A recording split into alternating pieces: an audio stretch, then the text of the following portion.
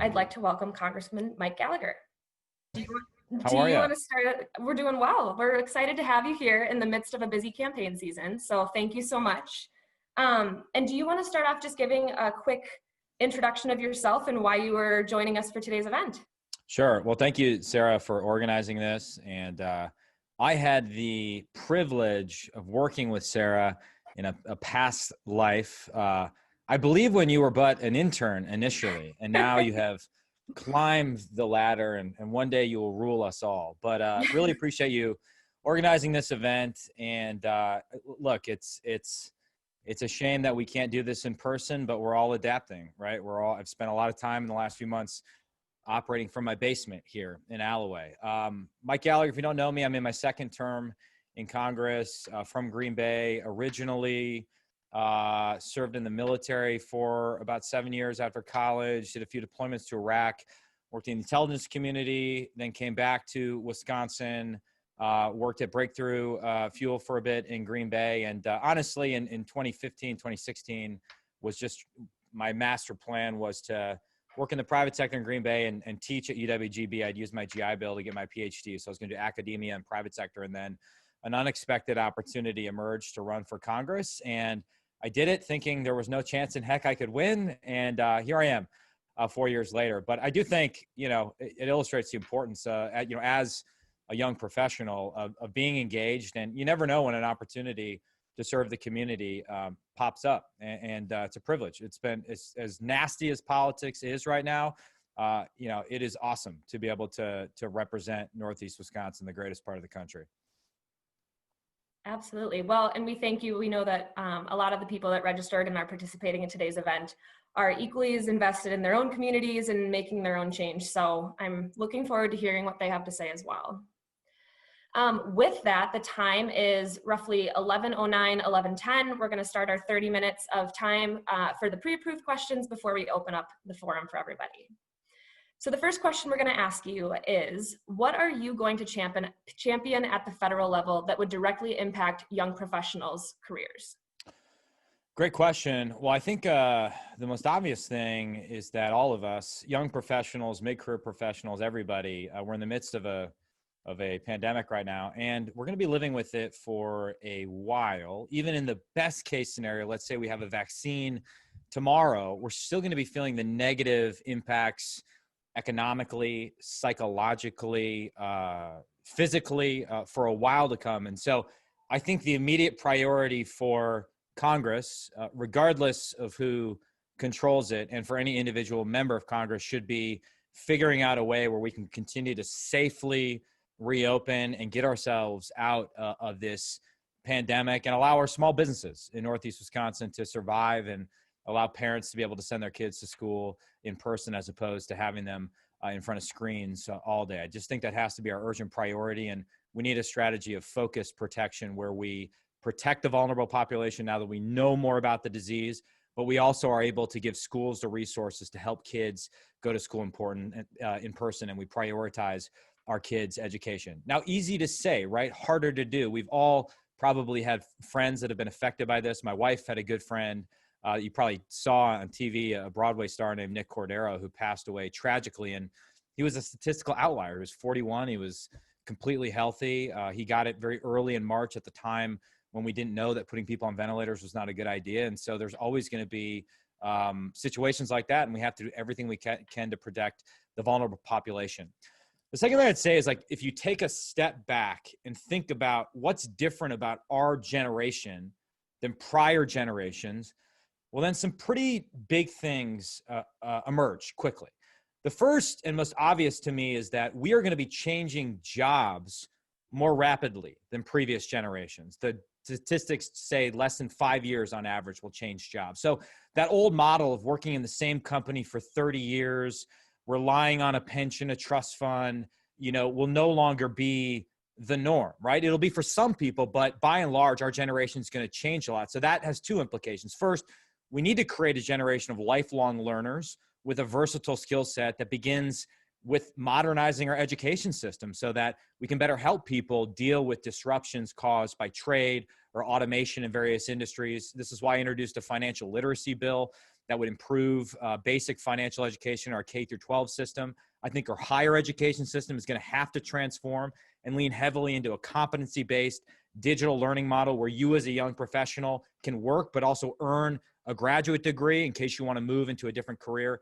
The second thing I'd say is we're going to have to modernize our healthcare system so that healthcare is not entirely dependent on employment, and that losing your insurance or changing your current plan should not, because it's tied to your employer, should not deter you from becoming an entrepreneur or starting another business or taking a leap of faith with a startup or moving from Silicon Valley to Northeast Wisconsin so we can attract top-level talent. We've built our healthcare system around an insurance company, third-party payer model that's super complex and enriches insurance companies and providers. We're going to need to bring some transparency to that. And I think we're going to need to invest heavily in telehealth. The final thing I'd say is I chaired an outside commission on U.S. cyber policy. Our generation obviously is the generation that, has this with us at all times. And I'm old enough to remember when Facebook was a new thing. The reality is we're all on the front lines. This is our generation's biggest challenge is our existential competition with China and the new domain of that competition with cyber. And one of the recommendations we have, for example, is making our society more resilient against online disinformation. For example, although foreign nationals are banned from contributing to U.S. political campaigns, they're still allowed to purchase U.S. political advertisements online. And this just makes the internet a fertile environment for disinformation and malign influence campaigns. And so we recommend changing that. And so a lot of ways in which we have a system that was built by our parents' generation, the boomers, and right now we're witnessing the disruption of a lot of that system. We're going to have to modernize and bring Wisconsin into the 21st century. Excellent. Well, thank you. Next question is, what policies would you work on that would have a positive impact on diversity, equity, and inclusion? Well, obviously, I think all of us were stunned by the George Floyd tragedy when we saw the videos. And obviously, our country has been convulsed by protests, in some cases, violent protests for the last few months. I just want to say, I think here in Northeast Wisconsin, I think our law enforcement professionals, particularly Chief Smith in Green Bay and Chief Thomas in Appleton, have done a phenomenal job of reaching out to the local community, listening, building trust. And I'm proud that they and other law enforcement leaders have set a standard for leadership and transparency and communication. And I believe that they deserve our respect and support. And I also think if you talk to them, they would welcome certain reforms in the form of increased training for de-escalation, increased mental health resources to help our law enforcement officers do their job of keeping the community safe. That's why I helped introduce the Justice Act, which would provide increased resources for police officers and transparency on de-escalation tactics. I've also worked to ensure our law enforcement officers have access to training in trauma-informed practices. I introduced a bill with my Democratic colleague, Danny Davis, that would allow law enforcement agencies to coordinate and share trauma-informed best practices, including training standards that help officers interact with children and families with mental illness who've experienced trauma. And then I'd say one of my proudest moments since entering Congress was when we passed the First Step Act on a bipartisan basis to begin the process of criminal justice reform, long overdue, in my opinion. And as the name implies, it's just one of many steps we need to take as a country to realize, that promise contained in our Declaration of Independence that all men are created equal. But the reforms we made, including allowing, low-risk prisoners to earn time credits or preparing inmates for returning to society through meaningful employment or reforming mandatory minimums, I think they're making a real difference in the lives of our fellow citizens. The one thing I'd say, and I know this is provocative, is I think most people living in Northeast Wisconsin are proud of our heritage, are proud of our community. We pride ourselves on being a community where people work together regardless of your socioeconomic status or the color of your skin. I do think we need to confront head on the fact that we're not that diverse of an area. And at least in terms of educational outcomes, we are one of the most socioeconomic and racially divided and segregated states in America. You know, you don't have to take my word for it. Just Google the forward exam results for any public middle school in Green Bay or around the states, and you'll see dramatic disparities between Black and Hispanic kids and certainly wealthy white kids. I think K through 12 is the great equalizer in our society. And I think if we can fix and improve K through 12 outcomes, not only will we fix our economic workforce challenges and crime will go down, but I think we'll have a more equal, tolerant society where anyone can succeed based on the content of their character and not based on the color of their skin. I just want to be clear, though. I do think defunding the police is a dangerous idea. And I think here in Northeast Wisconsin, our law enforcement officers are not evil racists who wake up every day trying to hurt people because of the color of their skin. And if we demonize them, if we tolerate bricks being thrown at their heads, we're going to see more dangerous communities. We're going to see more of what happened in Kenosha or Wauwatosa. And that to me is fundamentally unacceptable. Excellent. What federal policies would you work on to help make Green Bay specifically more attractive to young professionals? Okay, so I actually think, and this may be weird to say right now, given that we're in a tough economic situation, but and public health situation, I think we have a huge opportunity in Green Bay in particular, but Northeast Wisconsin more generally. I mean, right now, the data are clear. People are fleeing big cities like New York or LA and looking to relocate in communities where they have more space, where they have a bit more freedom, where the community itself is stronger.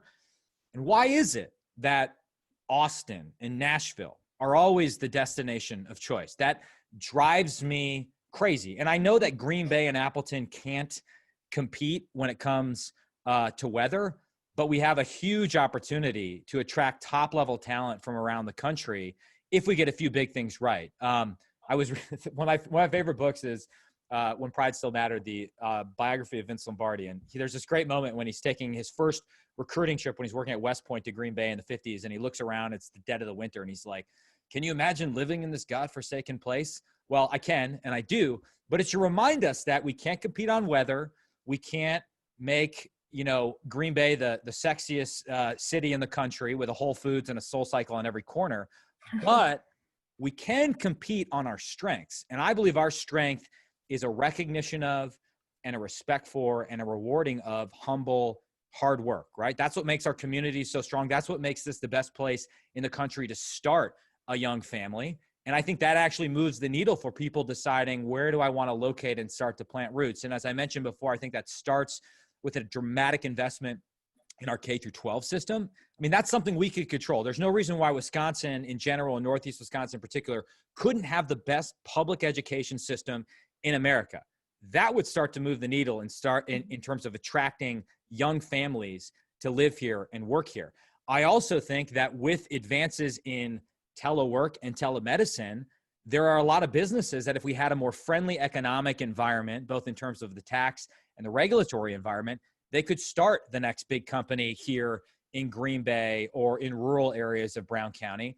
I would also say that we have infrastructure needs we need to invest in, such as the expansion of 41, the Southern Bridge into Pier, moving the coal piles in downtown Green Bay so we can start to develop that highly industrial waterfront. There's some technologies we can invest in to actually solve the problem of rural broadband that don't require us to spend millions of dollars on laying fiber that's outdated the minute you put it into the ground.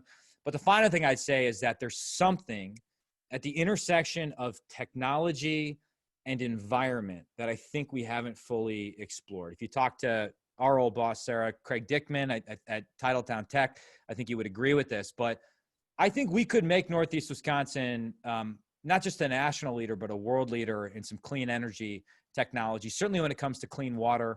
This is why I've worked across the aisle with a representative named Ro Khanna and Senator Chuck Schumer in the Senate, if you can believe it, to introduce something called the Endless Frontiers Act. This would arguably be the most significant federal investment in research and development, including advanced energy technology since the Cold War. And the UW system likes it because the bill would require the Commerce Department to designate at least 10 regional technology hubs And one of those would almost certainly be in Wisconsin, and Northeast Wisconsin would be ideally positioned. I know some people have, debates about nuclear power, clean coal, hydro, things like that. But I think we need an all the above approach, but something that harnesses our natural environmental beauty, protects the beauty of our environment, but also leverages technology to make Northeast Wisconsin an exciting place where not only can you raise a family, but some really cool things are happening economically. Then we would start to attract people.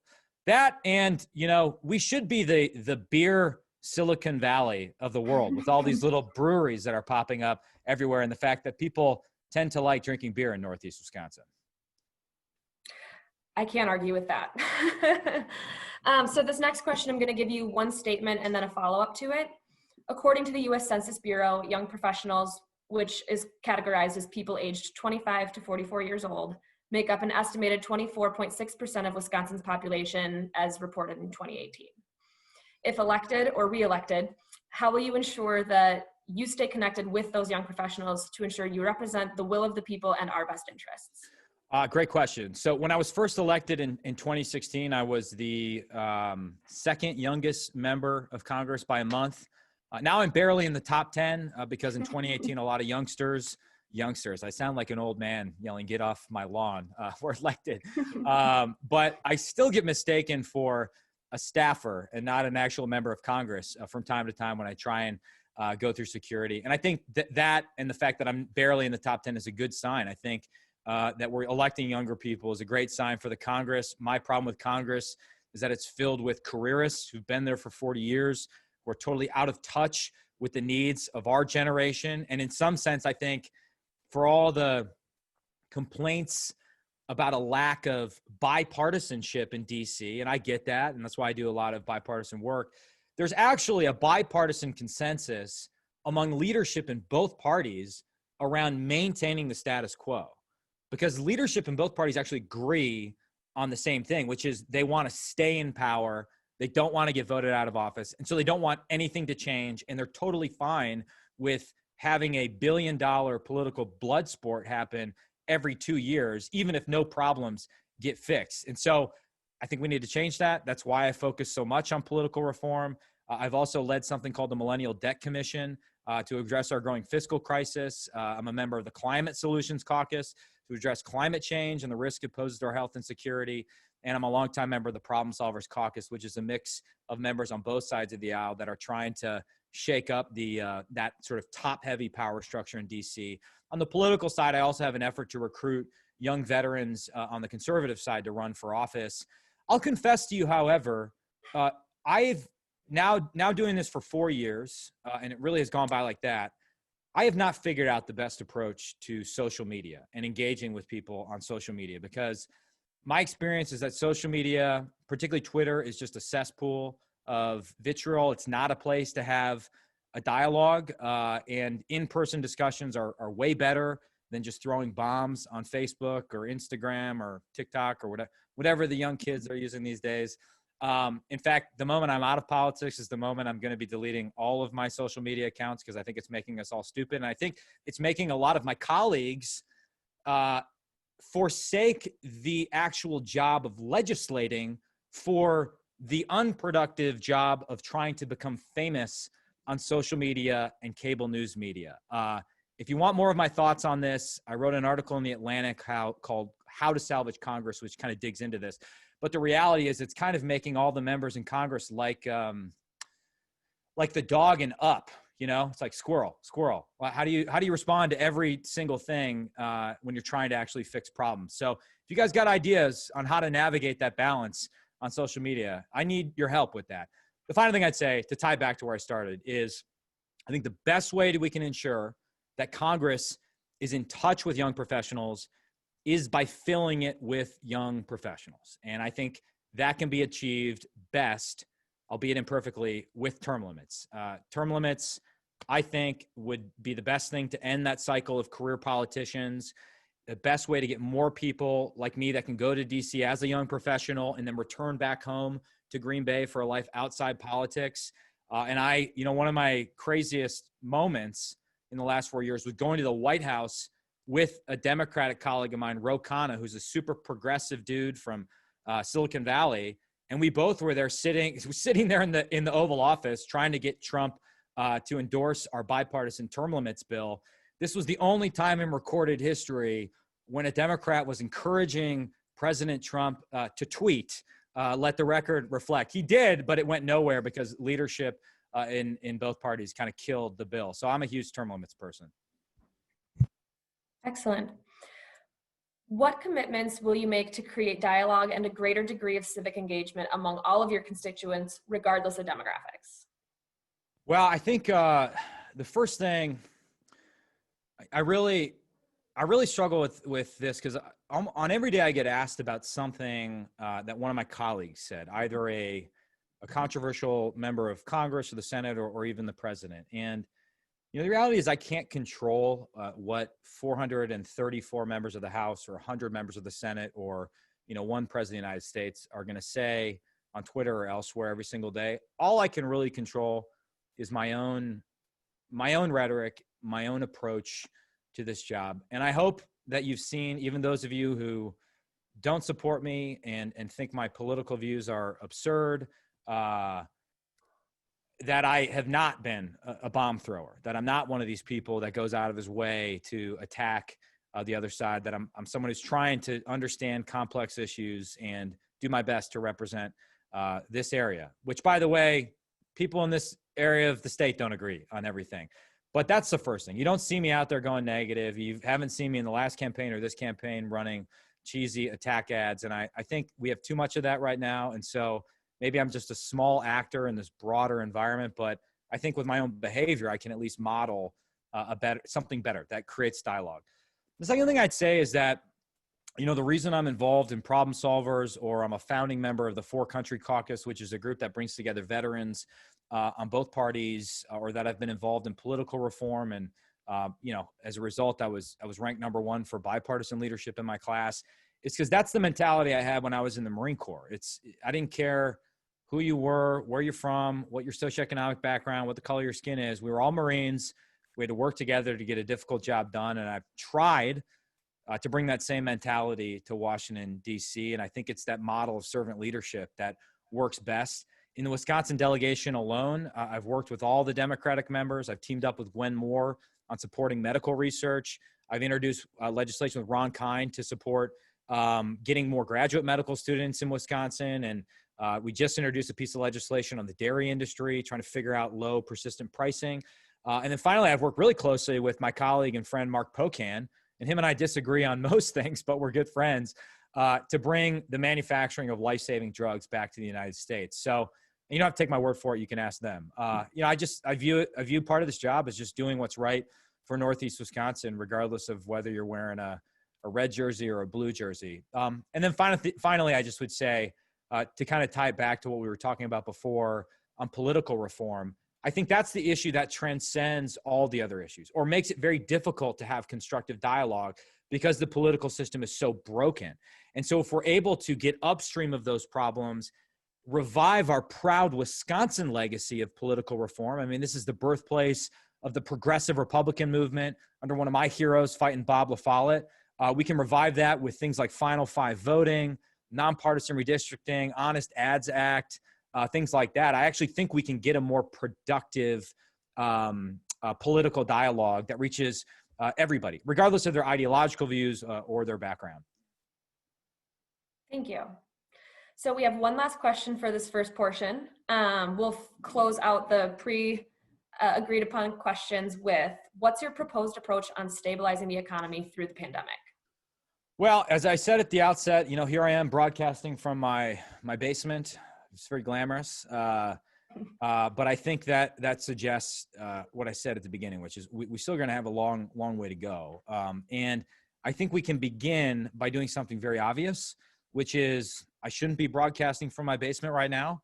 I should be in DC with all the other members of the House, and we should be locked in perhaps not locked in a room, because that wouldn't be safe from a coronavirus perspective, but metaphorically locked in a room in order to get some sort of compromise agreement, a phase 4 agreement for coronavirus. And the fact that we went into recess last week and we're not scheduled to go back until November 15th tells you everything that's wrong with Congress. That's why Mark Pocan and I are working together to change the congressional calendar. Something as simple as just changing the congressional calendar would have a dramatic impact on the effectiveness of Congress.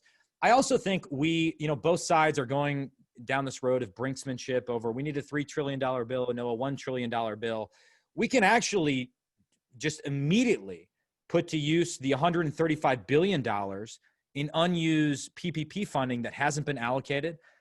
And then there's plenty of room for both Republicans and Democrats who want a deal to coalesce around a grand bargain that involves liability protections for small businesses and nonprofits paired with direct aid to schools and hospitals and smaller cities, so that states who aren't as responsible as Wisconsin don't take all our money and use it for things that have nothing to do with coronavirus. And to take a step back, crises like these used to be an opportunity for Americans to come together. That's the American story. We get hit, maybe we get knocked down, but we get up stronger and we work together. But for whatever reason, it seems like people are more interested in tearing each other apart right now. I don't know if that's because it's happening in the midst of a presidential election, but we got to figure out a way back to that fundamental American ethos. We can disagree about policy. Elections are for peacefully resolving policy disputes, but I think we all need to be careful that we don't take for granted that we live in the greatest country in the world. And I spent a lot of time in countries that don't have the freedoms we have, don't have the simple freedoms of being able to go on social media and call your member of Congress this name or that name without fear of reprisal. And we don't want to go down that road of political violence. And so let's please do whatever we can to not only have a more constructive dialogue, but make sure that we're doing our part, whether it's through social distancing, wearing a mask where appropriate, to ensure that we don't shut down again, to ensure that we're supporting our first responders, our nurses, our doctors, so that they have the resources they need to help get us through this. More broadly, I think in the next Congress, we should realize that we need legislation that makes us less reliant on foreign countries like China for basic medical supplies, because we woke up in March and realized we don't even have the equipment here domestically to mass produce tests because we don't have an adequate supply of testing reagent. We've become dangerously dependent on a hostile foreign power for the manufacturing of basic goods. That needs to change. And I think that's a bipartisan thing. And then, finally, I would say we had this debate here in the state about which businesses are essential, which businesses are non-essential. And it's very difficult to draw that line because the reality is every job is essential for the person doing that job. And not just as a means of putting food on the table for their family, but as a way of feeling a sense of dignity and self-worth and connection to the community. And the biggest trend of the last couple decades is that we're growing more isolated as individuals. We're spending way more time online and we're checking out of real life. That's dangerous. And the pandemic has exacerbated that. And I worry we're going to see some very negative trends when it comes to anxiety and mental health and depression. And so we need to do a better job of taking care of each other, taking care of ourselves. And I believe we can do it in Northeast Wisconsin, notwithstanding all the division and the craziness happening in the rest of the country. I still think that this is the best place in the country to raise a family. And we're nice. We're good neighbors, even when we disagree. Well, absolutely. Thank you so much. We finished a little bit early, so we're going to shift into some of the questions that have been submitted directly to you. For transparency, everyone listening, the time is 11:35. We'll have 20 minutes. I won't be cutting you off too hard. So first question is, and you have touched on this, so it's kind of a nice way to wrap up some of this commentary. It seems like politics in this country are as divisive as ever. As a relatively new member of Congress, how will you reach across the aisle and bring back some form of bipartisanship to our political system? Well, I would say this.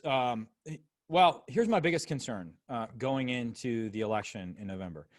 My biggest concern is not that, my side loses and the other side wins. It's that one side wins and then the other side says, well, this was bogus. This was rigged. This was fraudulent. And then we're in weird banana republic territory. And I always remember when I first got elected in 2016, a few months later in January 2017, there was the inauguration, Trump's first inaugural. And some of my colleagues on the other side boycotted it. And obviously we had a very divisive protest in DC. But the night before, I went to the Library of Congress and they had on display Jefferson's draft of his inaugural from, I think, the 1800 election.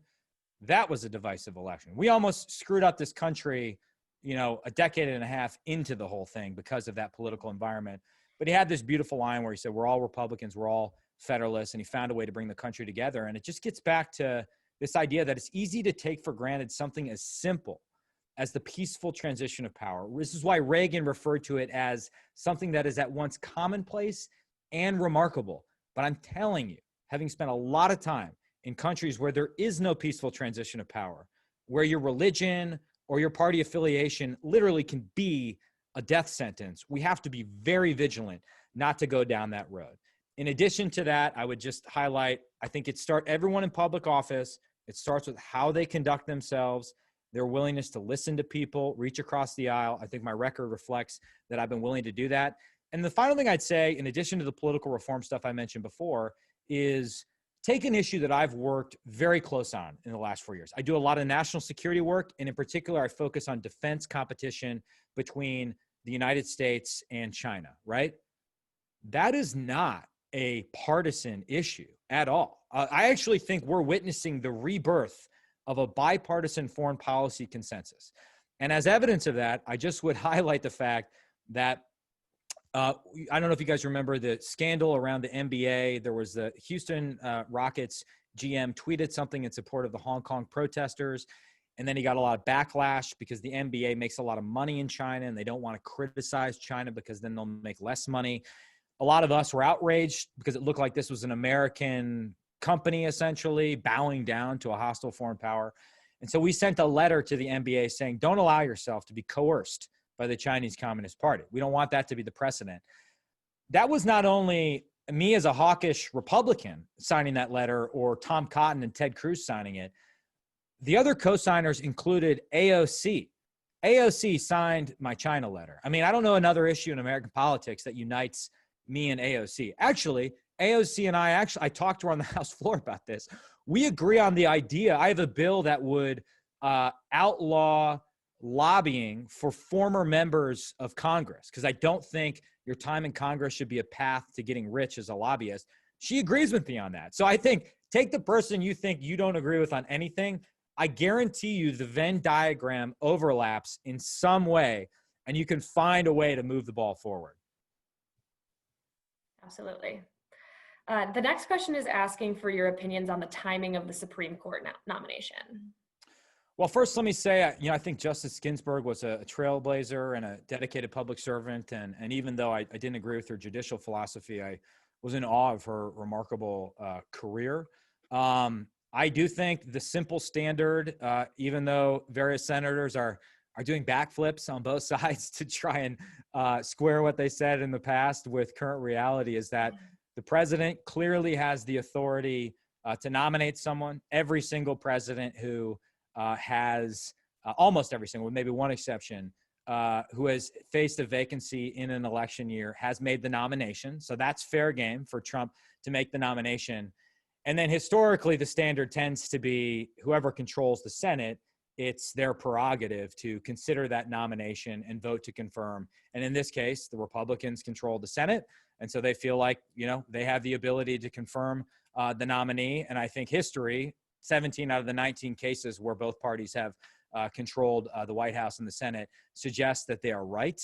I do think that we want to avoid this continued trend, however, of a hyper politicization of Supreme Court nominees. This started really with Justice Bork in the 80s, I believe, but it's gotten worse and worse. It used to be that regardless of whether you felt that someone's judicial philosophy was at odds with your own, as long as they were qualified, and in this case, I think there's no question that Amy Barrett is qualified, and as long as they didn't have massive integrity violations, you would vote to confirm. Obviously, that sort of unwritten rule has completely disappeared. And I wonder if it wouldn't make sense right now, so that we can avoid further politicization of this, to simply pass a constitutional amendment that sets the number of justices at 9 so that we don't go down the road of court packing. Because I guarantee you, if the Democrats pack the court, if they win back the Senate and the White House, then there's going to be this weird mutually assured destruction where both sides are responding in kind, and it's going to be total chaos, and it's going to be the destruction, basically, of our constitutional order. And so I really hope we can avoid that. I've introduced a constitutional amendment attempting to avoid that. And if nothing else, I hope that we can avoid just a complete vilification of every nominee that comes before the Senate, because who's going to want to serve at the highest levels if that's what happens to you? Yeah, absolutely. So this question, I want to do justice to it, so I'm going to read it in its entirety. First, this person who submitted the question wanted to thank you for your service to our country. They followed up with, they wanted to ask, we saw trillions of dollars spent this year on stimulus with talks of more ahead. Our generation will need to find a way to address this debt down the road. How do you view additional stimulus spending and the nation's excessive debt 10, 20, and 30 years down the road? Well, I think it's a huge problem, perhaps our biggest over ignored problem right now. And I would even be willing to say, I think this has been, certainly when we controlled the House, probably our biggest failure and as congressional Republicans. We used to talk about, gosh, what was the debt when George Bush took office? I think it was at a minimum like 10 trillion. Check me on that. I'm going to get fact checked on that. It's fine if I screwed it up. I'm admitting that the number isn't in my head right now. The point is, it was much less than $24 trillion. $24 trillion, we're at quickly surpassing 100% of our GDP. History tends to suggest that countries that surpass that level and fail to get their fiscal house in order collapse. And what makes this so difficult is two things. One, a number like 24 trillion is so big as to be almost meaningless, right? I mean, $24 trillion, how do you make that resonate with people in real terms, that resonates in their daily life, that they can understand it? And two, politically, what I saw in 2016 is that if you have the temerity to suggest that, hey, Social Security is going bankrupt, hey, our entire healthcare system is unsustainable from a financial perspective, we should figure out how to reform that. Not even suggesting what to do. You get millions of dollars spent against you, claiming that you want to kill your own grandmother and anyone else's grandmother. And so this issue gets horribly politicized in ways that don't allow us to have a productive discussion. I introduced a bill called the Trust Act, which basically took a look at the failed effort of Simpson-Bowles to address this issue and tried to understand why it didn't work, and basically proposes, instead of tackling the entire $24 trillion problem at once, you create a series of rescue task forces for each issue: the Highway Trust Fund, the Social Security Trust Fund, Medicare Trust Fund, et cetera, and you tackle them piece by piece, and you structure that rescue commission in a way where if you get bipartisan agreement, it immediately gets a vote on the House and the Senate floor. That's one way I think we can start to have a more productive discussion. The second fix that needs to happen before we even get in to how you fix healthcare or retirement costs is that we need to change the entire budget process in DC. I don't think most people understand that most of your taxpayer dollars that you send to Washington, DC, just go out the door automatically without any review from the elected members of Congress. It's mandatory spending. It's Medicare, Medicaid, Social Security, and it's interest on the debt. And we're going to be spending more money to service the interest on our debt than we're going to be spending on the entire Defense Department in 3 years. Actually, probably less than that now with the coronavirus pandemic. So we have to change the budget process, move to a 2-year biannual budget, and force the members of Congress to actually vote on that mandatory spending that right now they ignore. That's the only way I think we actually fix this problem before a crisis is going to force us to fix it. And that fix is going to be far more painful than getting Republicans and Democrats in a room to negotiate a common sense compromise. Excellent. Next question, and we're getting lots of them. So this is really, thank you everyone for sending these in. What do you think we could have done differently in Northeast Wisconsin to prevent the recent increases in cases, hospitalizations, and deaths related to COVID-19? That's a great question. So the first thing I would encourage you to go back and look at an op-ed that I wrote in I think it was the Capital Times or the Wisconsin State Journal, the third week of March.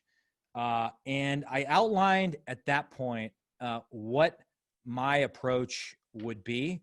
And I'm not saying I got everything right. I just would encourage, read it and tell me what you think I got right and wrong. If I remember correctly, the essence of my argument was that a shutdown is not a sustainable strategy, that we had to do a short-term shutdown, but that was time for us to sort of invest in our healthcare system here locally, raise the sort of capacity so that we wouldn't collapse the system and slow the spread so we wouldn't overwhelm the healthcare system. I stand by that approach. I tend to think that a strategy of focused protection, where we really go heavy on a strict but strategic quarantine of the most vulnerable population, while at the same time doing things like keeping schools open, even from the start, even if there was a short-term shutdown, would have made far more sense. But obviously, hindsight is 2020. I think the biggest lesson we need to learn is that Wisconsin as a state shouldn't be dependent on the federal government for stockpiles of basic medical devices, one. Two, there is actually one legacy of Obamacare that is preventing certain hospitals in our area from increasing their hospital bed capacity so that when we have a surge like this, we're able to weather it. Three, I think the hospitals might tell you that canceling all elective surgeries in March and April, that resulted in millions of dollars of losses. That was probably not the right approach because we never got that wave that we expected then. We're getting it now. Fourth, and perhaps most difficult, I don't know how the issue of masks and social distancing got politicized. I think part of it is the fact that our public health experts, even those at the WHO, even Dr. Fauci, were telling us early on in the crisis that masks are not the way to go. Don't wear masks. They're not effective. And now the opposite is happening. And I think a lot of people are skeptical, or a lot of people have fatigue. The final thing I'd say is that the area where I think we failed the most is on using technology. And this was part of my op-ed, both testing technology and contact tracing technology, in order to better understand what was happening and convey that information to the general population. We had perhaps the world's best tech data company, Palantir, a billion-dollar company, just went published a couple weeks ago, that reached out to me in March and said, hey, we will do Wisconsin's information portal for free, and we'll help the governor's office run that whole process. And I said, awesome. And I put them in touch with the governor's office, and for whatever reason, they didn't want to take advantage of that. I think it illustrates how antiquated some of our public agencies are right now. We need to modernize our system, whether it's a public health system or whether it's something as simple as the DMV in a non-pandemic times. That's something for young professionals to demand better governance, right? Because we can see that these agencies are outdated. We can see when the Department of Workforce Development only answers 1% of the calls for people seeking unemployment, that something is wrong with our bureaucracy. Absolutely. So we have 5 minutes left and 2 other questions in the chat, just to give us like some framework for the end of this part of the conversation. So this is another one that has some context with it. With your interest in Northeast Wisconsin becoming a hub for clean and sustainable energy, a recent bill was passed in the House without your support on expanding access to Sustainable Energy Act of 2019. The only national bill in the House related to national energy in 2020. You also voted against Climate Action Now Act in 2019. The question is, what will make you vote yes for future bills related to clean energy? Well, it's a great question. And unfortunately, both of those bills went in a purely partisan direction. And I think we need to navigate this balance between the federal government dictating to Wisconsin how we should protect our energy, or the federal government via the EPA working in partnership with the DNR to ensure that we not only have a robust regulatory environment, but we also have the resources that we need in order to succeed and become that clean energy powerhouse. And so yet another reason why I think the whole process in Congress and honestly, both sides do this. I'm not just blaming the other side. The Republican Party did it when we had control of the House in my first 2 years. Load up these bills with a lot of extraneous things that are either unconstitutional or make no sense or don't have anything to do with the issue of climate or environment in an effort to force the other side to vote against it so that you can then run negative attack ads against those people in an election year. That brings us further away from a solution.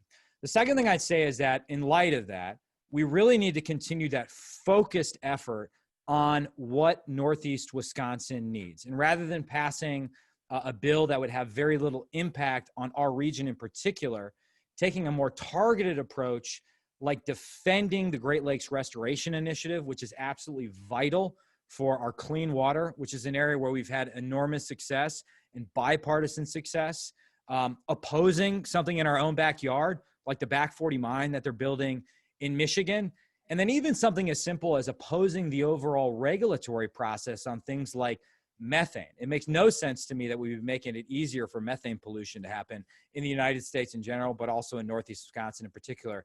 I think would be a better approach than the approach reflected in either of those bills. Excellent. So final question from the listeners is, post-COVID, how would you change K-12 education to make Northeast Wisconsin the best in the nation? If this costs money, how would you pay for these reforms? Great question. What I'm currently obsessed with, and I'm reading this book I'd recommend to all of you called The Smartest Kids in the World, and I think the subtitle is like, and how they got that way. It's fascinating. The Cliff Notes version is that as spending per pupil has gone up and up in America and general Wisconsin in particular, outcomes measured on the PISA test, the international test, have gone in this direction. We used to be number one. Now we're like 24th in the world. We're particularly bad in math. This should be a wake-up call. 6 out of 10 Wisconsin kids cannot read at grade level right now. And if we can't fix that problem, we're going to be struggling to fix all our other problems. The first thing we need to do, I think, is restructure the Department of Instruction, our educational bureaucracy in Wisconsin, in a way that actually helps school districts, provides them with resources that they need, and talk to any school district about the lack of guidance that they got in the midst of the pandemic from DPI. Wisconsin is also unique in the nation in that we have an elected state superintendent of education and no state advisory board on education. And that basically means the status quo remains the same and we don't get educational innovation. For my conservative friends, we have to realize that 10 years after Act 10, teachers unions in Milwaukee at least have more power than they did prior to Act 10. I think for the Milwaukee public school system, what we need to do is have a separate, what's called local educational authority for our choice and charter schools so that they're not beholden to MPS, which, by the way, just voted itself a pay raise, if you can believe that, in the midst of a pandemic. And the reason that's important is because $1 from Washington, D.C., we provide federal title funds. It's only 10% of educational funding, but $1 from Washington, D.C. has to go to DPI. Then it has to be administered through a local educational agency. What we discovered in the pandemic is that the LEAs were skimming off the top of that funds, upwards of 20%. And then by the time that money gets to a school, the school, let's say if they want to buy 100 Chromebooks for their students, because they're all doing distance learning at home, they have to buy it through an approved third-party vendor that marks up the cost by upwards of 30%. So that dollar becomes 50 cents by the time it actually gets to a school. And we have no way of measuring whether the money is actually going to great teachers, paying them more, and students versus administrative functions that we don't need. And I think if you talk to teachers right now, they'd say they're overwhelmed. They're being forced to do 1,000 things extraneous to instruction that they never thought they would have to do. I'd also love to encourage schools to experiment with things like year-round schooling and things like that. And then the final fix, which is the most difficult fix, is that public education in Wisconsin, to your point about increased resources, it's not, I think we have enough evidence to suggest we shouldn't just throw more money through the existing system because we've tried that and it's failed.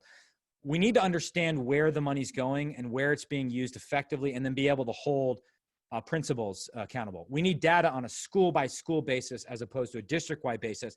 And ultimately, I believe we need to move to a system of fair student funding where money follows kids regardless of which schools they go to, as opposed to being assessed to the school districts through a complicated formula of property taxes, which basically means rich districts get richer and poor districts get poorer, and state funding, which can blow different ways depending on who controls political power in Madison.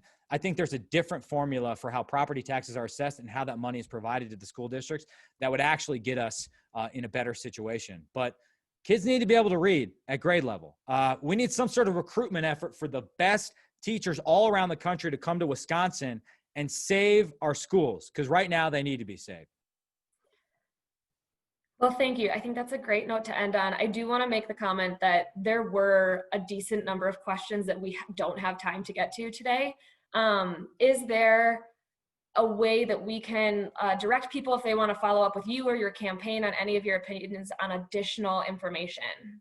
Yeah, I guess on the political side, you can go to Mike for Wisconsin, and we'll get you a response if you have any questions. On the official side, it's gallagher.house.gov. Just kind of depends on, I mean, if you're interested in getting involved politically, either way, I'll get you a response on whatever question you have. And yeah, thank you. This was really fun. Sorry, I talk too much. This is why I'm a bad politician, because I can't shut my mouth and deliver a succinct talking point answer. But hey, these are complex issues, right? I mean, very complex issues.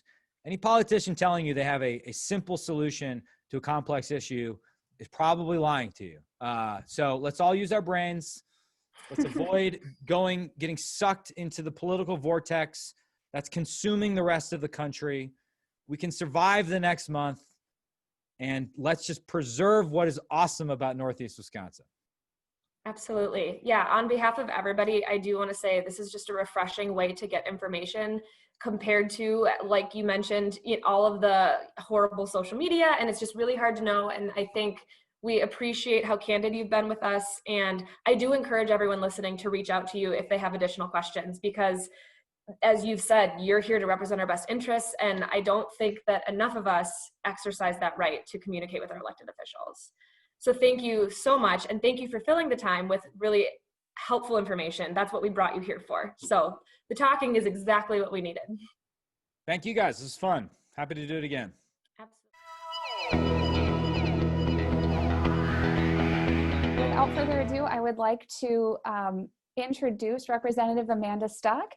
And thank you so much for joining us. And please give us a brief overview of your background and your history within politics in our local community. Well, thank you. I'm so glad to be here tonight. So I'm going to try and fit in a bunch of information in a short amount of time here. But I do want folks to know that my story really begins right here in Appleton, Wisconsin, where I was born to two young parents who were not involved in politics whatsoever. My mom was a waitress, my dad worked at a grocery store, and they were truly just busy trying to survive every day. But when I was 10 years old, a family friend took me to see Bill Clinton speak. And I still remember to this day standing in this miserable cornfield with all of these people who were there to hear him speak and thinking, wow, they must really think that he can make a difference in their lives if they're willing to stand out here. And that really left an impression on me. So from age 10 on, every time we'd have to write in school about what we wanted to be when we grew up, I would write Bill Clinton. And I didn't really know what that meant or how you get to be Bill Clinton, but I just wanted to make a difference in people's lives. And so I started working on campaigns when I was 16 and trying to learn as much as I could. It was when I was 19, though, that I really understood why those people were out in that field that day and why policy really matters. When I was 19 years old, I had my son, and I was sitting in a hospital room hoping the nurses wouldn't come in and see me crying, because I didn't want to have to tell them I really didn't know where we were going to go that day when we left the hospital. I was a freshman in college. My parents were not really in a position to help me. And in those days and weeks following that day were some of the hardest times of my life. Truly, when I had $10 to figure out if I was going to eat for the week or if I was going to put gas in my car to get to school and work. I worked 2 jobs at a time, working as a rural mail carrier and working for Habitat for Humanity and the Red Cross as an AmeriCorps member. So working multiple jobs, going to school full time, coming home to take care of my son, and being so exhausted that I would just cry and thinking it was never going to get better, and seeing how incredibly hard it was to really make it and to find that American dream was overwhelming. Now, eventually, my story did turn out pretty good. I was able to go to school and get my degree. And even before I finished college, a man named Steve Kagan came into one of my classes to talk about his race for the 8th Congressional District in Congress. And so I signed up to volunteer, thinking I would get a little bit more experience, learn how to become Bill Clinton. And so I signed up and started volunteering and helping out on the campaign, and eventually got hired on as staff on that campaign. And when we won in 2006, I was hired into the Congressional office. And it was there that I saw not just that the policy matters, but the representative matters. Having a representative who actually cares, who makes it a commitment to be in their district, listening to the stories of the people in their district, who remembers those stories and those names and takes them back to Washington to tell their colleagues about why they don't have time for games, why they really have to get to work to address the issues that are facing all of us. I took that same kind of commitment into my service as somebody in the state assembly when I won in 2014 my first race representing Appleton and Menasha in the state assembly. And it was early last year when a constituent had written to me about his wife's breast cancer and about how they really don't know what they will do if the Affordable Care Act goes away and protections for pre-existing conditions go away. And he had written to me and to Mike Gallagher as his congressman. And when I called him, he said, you know, I've heard from you, but I never heard a word back from Mike Gallagher. And I found it really unacceptable that a representative would get a letter like that and not respond and explain why they voted multiple times to take those protections away and take that health care away from their constituents. You always deserve an answer from your representative, even if they're explaining why they voted opposite of the way you wanted them to. And so that was really the final push for me to decide to make a run for this seat, throw my hat in the ring, to make sure that people here in this district really do have somebody who will listen to their stories, who will respond to them, and who will care about those issues that they're facing. So that brings us to today and the chance to really talk about some of those issues and some of the big questions that really are before us as representatives and potential congresspeople. So glad to be here and happy to answer your questions. Thank you so much, Representative Amanda Stuck, for that great introduction. So now we will begin the 6 questions that we have selected ahead of time. And so the first one is, what are you going to champion at the federal level that would directly impact young professionals' careers? This is a great question. And certainly I have been very active in the young professionals group here in the Fox Valley. And it is just such a great group. And it really is inspiring to be with young professionals who really are our future leaders and who are doing so much in our community. And there are so many things we really could be doing at the federal level to support those young professionals. So I just think of all the things we've been talking about for so long, just things that impact us every day. Things like transportation that businesses need or that increase the cost for businesses, because in Wisconsin, our roads have been going down in grades for so long. Some of our roads actually going back to gravel roads from paved roads. We've actually been going backwards for so long here in Wisconsin. So I think of transportation and increasing public transportation, especially for young people. They were the leaders here in the Fox Valley really pushing for things like a transit authority in order to expand our public transit, because we know young people really do want that public transportation and it helps our businesses here to have that. So really pushing for transportation funding, making sure we really are at the level we need to be investing in. Healthcare reform. We talk about healthcare, we know that this is a huge burden, especially for small businesses. And part of whatever reform we would take on healthcare really has to be about easing that burden for small businesses, providing them more options and making that easier for them to address for their employees. Right now, of course, in the pandemic, this is something that is going to impact us for a very long time. And we need to make sure that we really do provide some help for small businesses, make it easier for small businesses and young professionals to get access to things like capital. For a long time, we were hearing about how banks were really only wanting to do those really big loans, and they weren't really looking at helping the startups here or the young folks who didn't really need a huge loan, just something small to get started or expand slightly. So working with programs like CAP services that really are there that for that niche, for those people who don't need big loans, just something to get a business started or expanded or make it through tough times like this. I also know young professionals have really been focused on quality of life, because one of the reasons why Wisconsin has lost young professionals for a long time is they want to go to places like the Twin Cities or other places that really have a lot going on. You know, they want cultural events, they want arts, they want opportunities to connect with other young people. So they really want communities that are doing that well. And I've been really proud that Appleton really has been a leader in that. And when I have traveled around the country as a state representative, representing Appleton, people have stopped to ask me, what is Appleton doing? Because you've really done a good job of attracting the young professionals. And it really has been things like quality of life and thinking about how we support diversity efforts and inclusion and really celebrate our community and all of the people in it. Those are things that young professionals do value and do want as they're looking where they choose to go. Of course, we also need to look at things like childcare. Young professionals are thinking about the families they are going to have or the young families that they do have. What kind of schools are they going to go to? We have heard from paper companies right here in my district about how when they're competing for the top scientists in the world, that the first question they ask when they're deciding what job to take is, what are the schools like there? So investing in schools, making sure we have good childcare. At the federal level, we should be talking about things like paid family leave and things that really help families to be able to work and to be those professionals, because right now childcare, we know, is more expensive than college. So trying to find some relief for families on those issues are huge for young professionals. Thank you so much for that very thorough answer. Building a little bit off of one of the things you mentioned in your previous question and flows into our next question, which is, what policies would you work on that would have a positive impact on diversity, equity, and inclusion?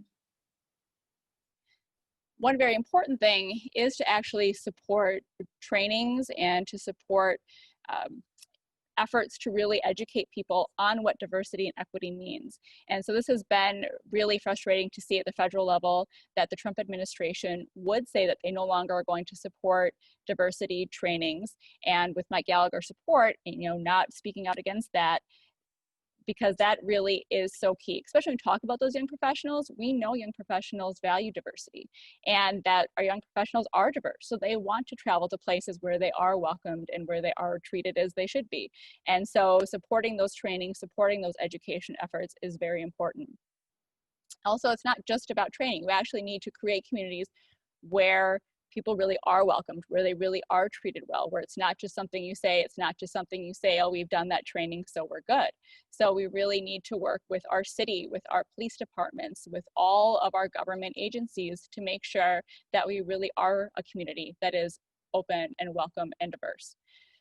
I know I've been proud in my time as somebody in elected office to have supported the first Hmong woman to run for city council in Appleton and win that seat. So actually helping to get diverse leaders in place in our community so that they actually have a voice and can make sure that we really are living up to that dream of being diverse and being inclusive. I've also done a lot of work in the state assembly with the Hmong community on things like a Hmong veterans bill. So really listening to the Hmong community here, showing up at their events. Again, just having a representative even who shows up at community events for all people is really important. That's something, again, we don't see Mike Gallagher doing. He doesn't show up at events for the Hmong community or the Hispanic community. So having somebody who will really show up and listen. I have been involved in Hispanic interagency meetings since I worked for Steve Kagan in 2006. I have attended those, been part of that, again, to make sure that I'm supporting those advocates in that community and the work that needs to be done here. I also worked on things like the Murdered and Missing Indigenous Women bill. We have a lot of tribes here in Wisconsin, and working with our tribes is really, really important to make sure that they have a voice, to make sure that their issues are being recognized and addressed. So again, a lot of it just comes down to showing up in these communities and really working with those leaders, bringing them to the table to figure out what we need to be doing, how we can improve our efforts in our community right here. Great, thank you. So our next question is, what federal policies would you work on to help make Green Bay more attractive to young professionals? I think a lot of what I talked about in the first question about what do we really need to champion for young professionals of course, those are young professionals right in Green Bay. So again, we know transportation is an issue even in Green Bay with our roads. We've heard from businesses right here in the area saying that that increases their cost of business. Schneider Truck, I know we've talked about transportation with them when I met with that company about just how much that impacts their businesses. Of course, when their trucks are traveling up and down roads, how that impacts them. Infrastructure in general, so even things like broadband, access to internet is huge. I can tell you as a teacher, a lot of us are seeing how important that is when kids have to learn virtually. So that impacts the ability to get education for young professionals who might have kids now at home. We need to make sure that we have access to that for all of our young professionals. I know we've heard from businesses here in the area who have said, you know, look, I want to be here, I want to stay here, but sometimes even things like high-speed internet can be an issue in some of the more rural areas around Brown County. So those are things we need to continue working on.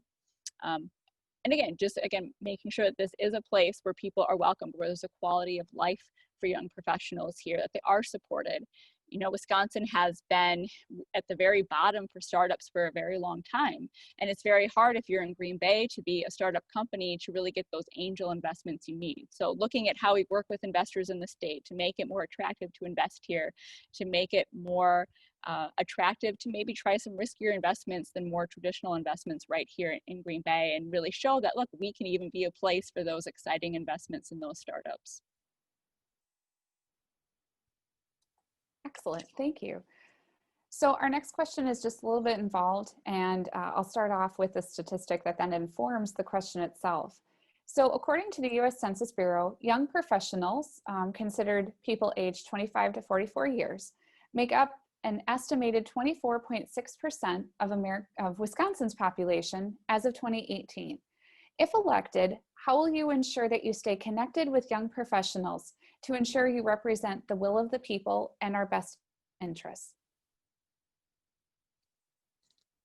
So, you know, before COVID, of course, that has certainly made it harder to get to events. But before COVID, when the Young Professionals group here in the Fox Valley was holding their networking events and different events around the community, I would always go and show up in order to make sure I could meet young professionals, hear from them, hear about what their needs were, what they wanted from government.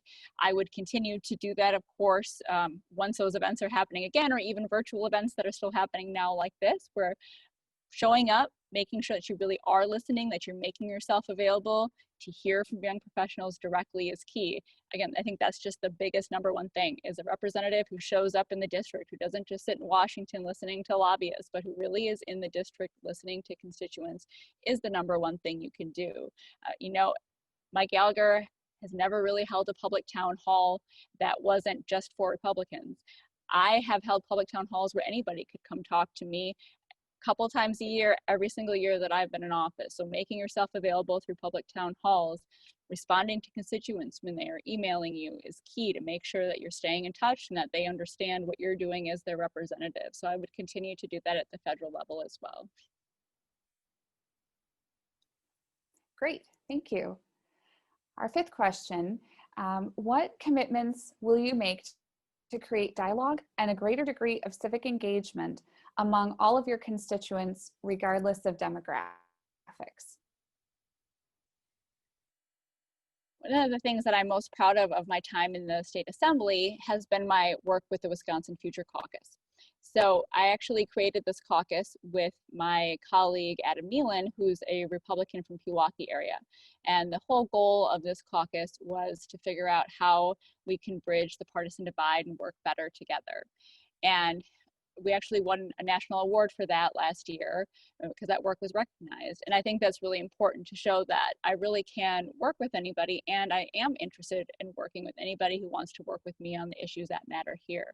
I also helped to create a bipartisan paper caucus. So I really have been focused on working with people throughout, you know, the district and throughout the state, no matter what side of the aisle they are on issues, because we really can work together if we're committed to it, if we bring people to the table. So whether it is party-wise, whether it's demographic-wise, it's all about bringing people to the table, making sure you include them, making sure you're reaching out. When bills come before me and I'm not sure necessarily what that impact will be if I vote for or against a bill, I reach out to groups, ask them, how will this impact you? What do you think about this bill? Give me some feedback. That's always been key to my decision making. And I would continue to do that, whether it's young professionals, whether it's older professionals, always reaching out, making sure that you are trying to bring people in, hear those perspectives is something I have done and will continue to do. Wonderful. And our final question, what's your proposed approach on stabilizing the economy through the pandemic? The number one thing we need to do is make sure we are taking care of people and small businesses directly. So we will need to look at another stimulus package most likely in order to really get through this. Again, this is just going to take a while to get through the pandemic, so the first package just won't be long enough or sustainable. So we're going to need to do some second type of stimulus package, something for small businesses and even healthcare providers that are struggling right now. So some additional PPE loans most likely in that stimulus package. Something probably around unemployment again to extend that, increase that for a while longer, as we know people are still struggling to get back into work because of the coronavirus. So we will need to do some second round of stimulus package. What we do need to do is make sure that it is more directed this time. So my one criticism of the first package is that, you know, we saw NBA teams getting money from that when they shouldn't have. We really need to make sure that it's not going to big businesses or sports franchises that don't need it, but truthfully the small businesses who really are being hurt, who can't make it through this, who don't necessarily have any savings or anything to fall back on. They need to be working or they can't make it. We need to make sure that they have something to get through this. You know, this is really all about the choices we've made up to this point and how we need to make a economy that is much stronger than this. Right now, this has shown just how fragile our system is because we really haven't had a system that is set up to protect people. So people just don't have savings. They aren't able to be shut down without it really meaning that they won't be able to eat or pay their bills. So in the future, we really need to look at how we protect people, how we set up people to be safer, to have a system that's able to catch people and make sure that they can survive this, because this won't be the last virus. This won't be the last pandemic we will ever have. And so we really need to make sure we are ready to support those small businesses, that we have a system that doesn't let big business get off without paying their fair share, so that it falls back on the small business and the working people. So for now, we're going to have to do some package to get people through this, but long term, it really means looking at how our system is set up to make sure that we really are holding people accountable, that we are really using our resources wisely, not giving handouts to businesses that then turn around and lay people off, or, you know, take that and invest in themselves and not actually in their workers. So we need to really hold those big companies accountable so that we have the resources to invest back in our small businesses and our workers. Fantastic. Thank you so much for going through all of those questions with us.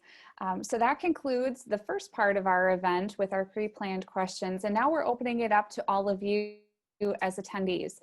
We do have a little bit of additional time on our hands, so we will definitely take any and all questions that you have for Representative Amanda Stuck right now. This is your time to directly ask one of your officials. So let's begin with the first question that we received. We'll ask them in order as to when we did receive them in the Q&A section. So the first one, this year we saw trillions of dollars spent on stimulus checks with talks of more ahead. And this is tying in a little bit to some of your answers on the last question. Our generation will need to find a way to address this debt down the road. How do you view additional stimulus spending and the excessive national debt? Yeah, as I mentioned, I think we're definitely going to have to do some additional spending in order just to make sure that people have food to eat and can survive this pandemic. But the truth is, our debt has grown under Gallagher's watch because they voted for a tax package that gave huge breaks to corporations and the wealthy that didn't need it, while raising taxes on the middle class. And so it really is about priorities. A good example of this that I fought at the state level was Foxconn. Here we've been telling our schools that we just don't have enough money, so we're going to keep cutting them or not funding them the way we should be. But then as soon as a company comes in, they can hold elected officials hostage and say, give us $4 billion, and they do it. They just give them $4 billion that we don't have. So it's not that we don't necessarily have the resources. It's just that we don't have the right priorities. We don't need to give money to big businesses that don't need it and aren't paying their share in the first place for using our roads and our utilities and our systems. We need to really be putting that money where it's really needed. So that's directly in the hands of people, that's small businesses. So it really is about priorities. And if we look at our priorities, there really is enough funding to address the debt. It's just about having people who are willing to make those tough calls and are more worried about doing the right thing than about who's funding their campaign.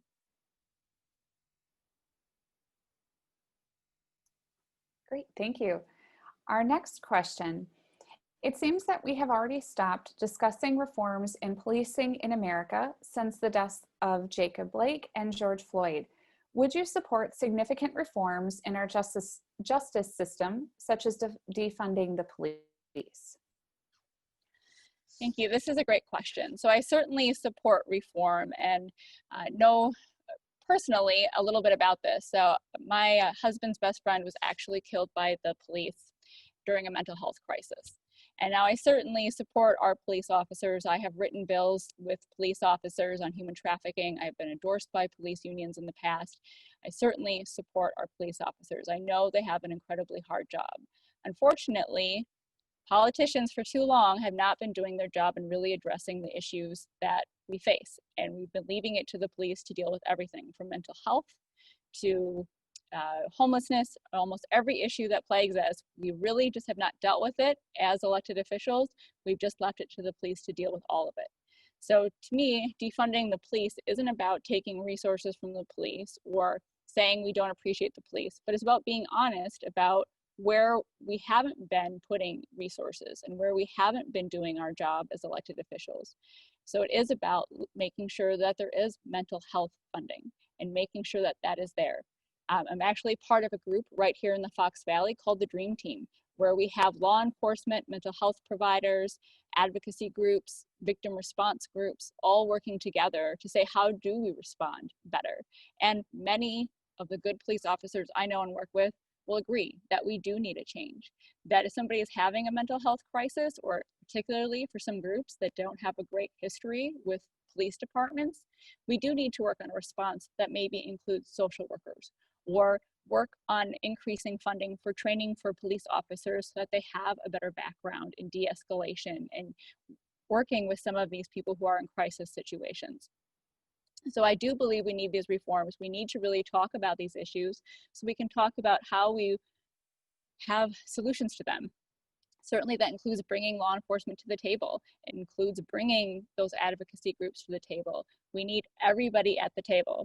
And, you know, I often talk about this from a personal perspective.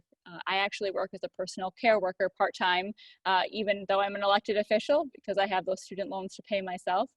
And as part of the training to get on the registry to be a personal care worker, you do actually have to learn how to get out of a chokehold. So I had to go through training specifically to learn how to get out of a chokehold if one of my clients is choking me while I'm caring for them without hurting my client. And I think that if personal care workers can learn how to get out of chokeholds or learn how to get out of bites, we had to learn how to get out of a bite if someone of our clients is biting us without hurting them, that if we can do that as personal care workers making $11, $12 an hour, certainly we can expect our police officers to handle dangerous situations, to handle, you know, clients that are in mental health crisis as well, without always the result being somebody gets shot. So we can do better, I think, but that doesn't mean we don't appreciate our police officers. It means that we're honest about the situations that communities of color face, the experiences that they have, and about the situations we have seen play out and how we have to demand better. Great, thank you. So our third question is it ironic or hypocritical that Congressman Mike Gallagher is celebrating the healthcare heroes in his ads while trying to kill the Affordable Care Act? I mean, certainly I would say there's an element of hypocrisy there. You know, the Affordable Care Act, of course, to me, the worst thing really is the people that suffer who can't get access to health care if that goes away. One of my bigger concerns when you're talking about the healthcare workers that he talks about supporting is the fact that he was just recently at a Catholics for Trump event where they were holding a mass indoor event, no mask. There's actually pictures of him holding hands with people, no mask, in this room full of people. And so he really isn't modeling serious behavior. And at the height of the pandemic, when everything was being closed down, he was on Facebook ranting about how he couldn't run on his favorite running trail. To me, that shows he didn't really truly appreciate the healthcare workers and the position they were being put in and the true seriousness of this disease and what we were all facing. So I would say his actions during the pandemic, the behavior he has modeled, the things he has supported the president saying are truly worrisome, especially when he's claiming to support healthcare workers. Thank you. Our next two questions are similar in nature, so I'll read both of them together. First one is, how can we work to integrate the green economy into Northeastern Wisconsin?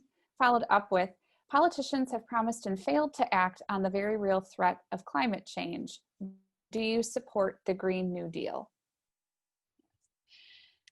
So climate change is a very important issue. And I will tell you that energy in particular is a nerdy favorite topic of mine. So I have asked to sit on the Energy and Utilities Committee every single time that I've served in elected office in the state assembly. So it's the one committee I've asked for every session because that really is my passion area.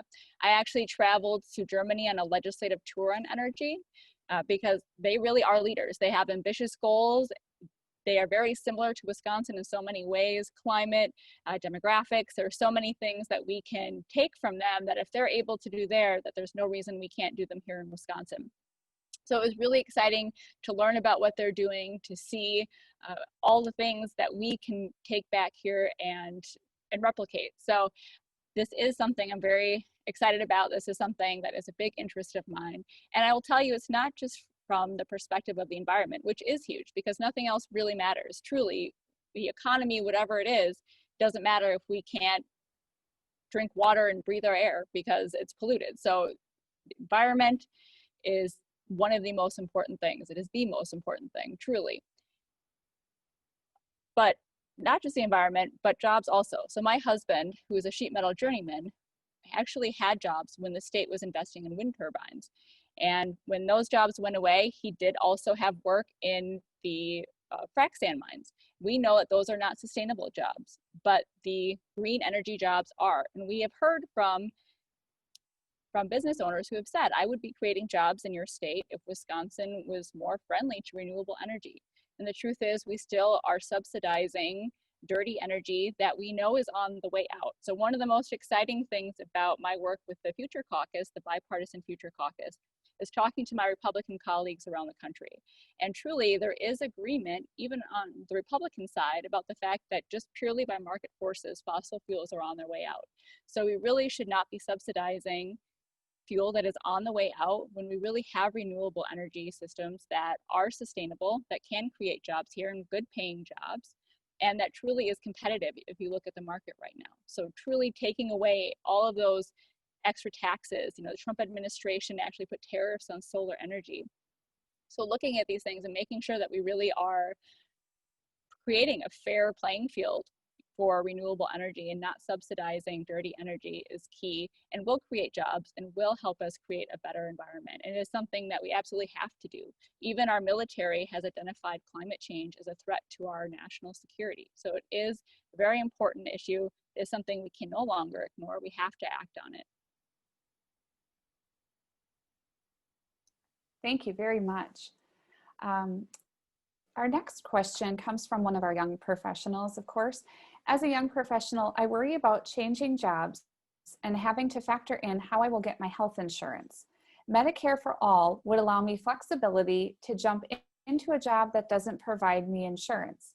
If elected, would you vote to support Medicare for All? Yeah, this is definitely something that we hear about from our young professionals, even just in terms of people who want to start up companies here, is that one of the biggest things that keeps them from going out and starting their own business is that they worry about the healthcare end of it. And this is why you hear so many calls for reform when it comes to healthcare. This is exactly why we need some sort of public program that anybody can be a part of, so that they don't have to worry about being tied to a job, and they feel more free about going off and starting a business knowing they can still have health care. Or, like you said, even changing businesses if you have to do that, changing jobs. So we do need to address healthcare in that way. The Affordable Care Act was a good start, and I was proud to work for Steve Kagan when we passed it. But we know that there are still problems, that there are still issues that are unresolved in the healthcare system that we have to address. So I certainly would support some sort of change to make sure that we do address those issues that are still out there like this one. What I have said is, look, there are lots of ideas to get to that end goal of making sure that nobody is ever denied access to healthcare again. And I know the feeling. When I was a single mom on Medicaid, I spent an entire day calling through the phone book, calling every single dentist to see if they would take my son who had a toothache. And nobody would take us because we had Medicaid. And that sinking feeling of closing the phone book and just crying because nobody would take my son when he was hurting. Nobody should ever have to feel that again, because either they don't have insurance or they don't have the right insurance. That is what we need to address. So just simply having insurance doesn't mean that you actually get access to healthcare. So that's what we need to be careful of with whatever solution we end up going forward with. So I think there's lots of great ideas. Medicare for All is one that could work. Certainly, there are things we've heard from providers here, even in the Fox Valley, that Medicare for All would provide some problems, that some providers are concerned they would not be able to stay open under Medicare for All.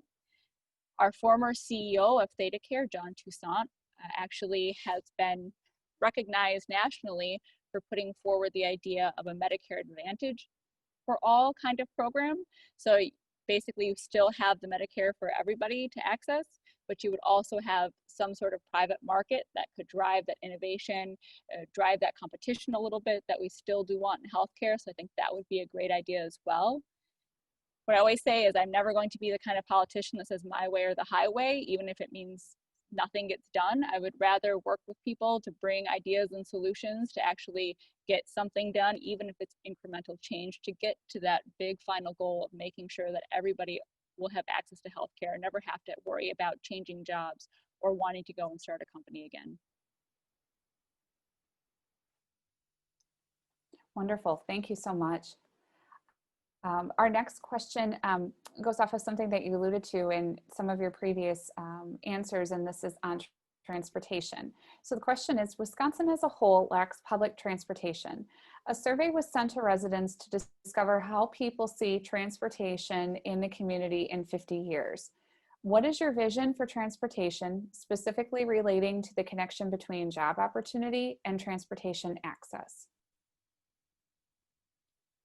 Transportation is key, and it's something we've heard from employers in the Fox Valley here for a long time, just about how that is one of the biggest barriers, reasons why people have trouble getting to work or can't work if they don't have a car or can't get to work because of that. And especially, you know, in Green Bay and Appleton, so much of it is really built to drive. It isn't necessarily built to walk. It isn't built to be an easy place to navigate if you don't have a car.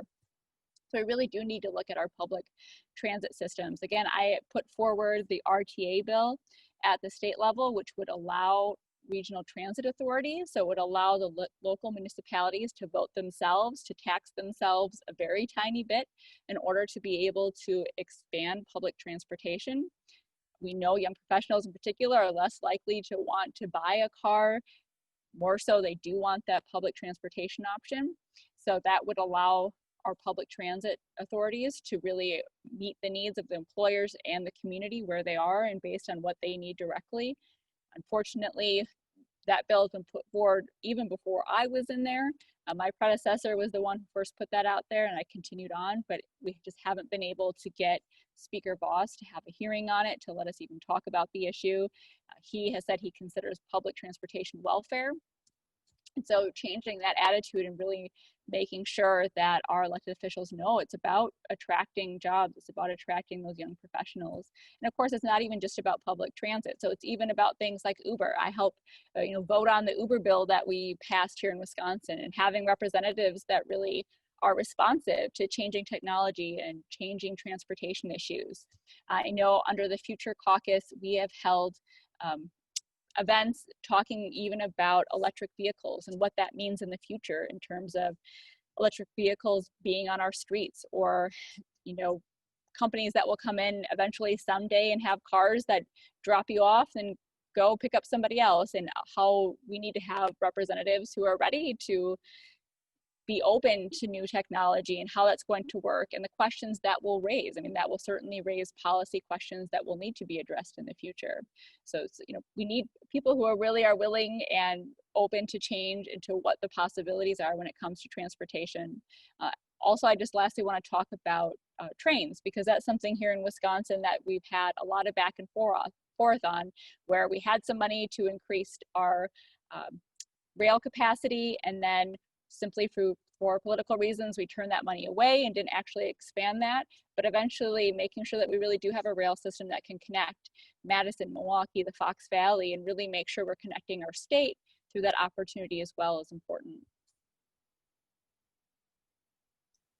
Fantastic. Thank you so much. Our next question is related to COVID. What are your thoughts regarding the statewide mask mandate, as well as the 25% capacity limit on restaurants and bars?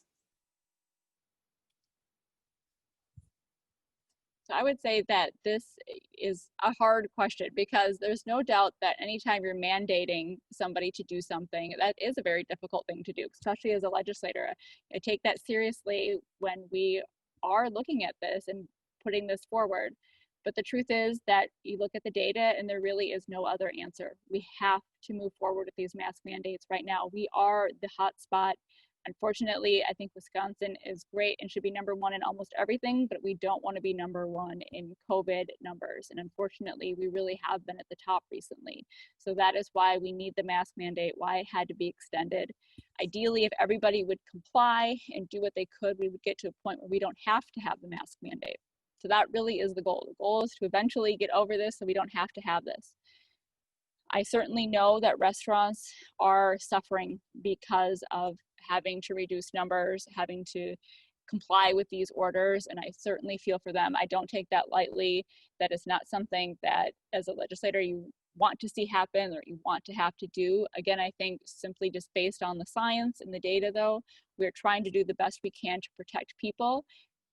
We can save businesses if we're committed as representatives. We can make sure that they can survive this, that they can get through this if we really are intentional about that, but we can't bring people back who are dead. And so that is why we have to do this for now, but we have to be serious about helping those small businesses, because they are going to be hurt, you know, because of it and because of these orders. Okay, great, thank you. We do have a number of questions still to ask, and we'll do our best to get through them in the time that we have remaining. Our next question, again, relates to something you've alluded to earlier in our event. What do you feel are the biggest issues with education in Wisconsin, and how would you address and combat those issues? One of my other part-time jobs is as a teacher. So I actually am teaching in a school district that is in person right now. And so this question is personal from the perspective of somebody who's working in the schools and somebody who has children in the schools myself. So I have kids who are learning virtually in a school district that is all virtual, and I am teaching in a school district that is in person. But basically the needs are the same. So funding is always a big issue. We've not been funding our schools fully for a long time, especially special education. We've actually been having to take dollars from our general education funds and putting that into special education for a long time to make up the difference that the state has been lacking its responsibility on. So making sure we really are funding special education is key.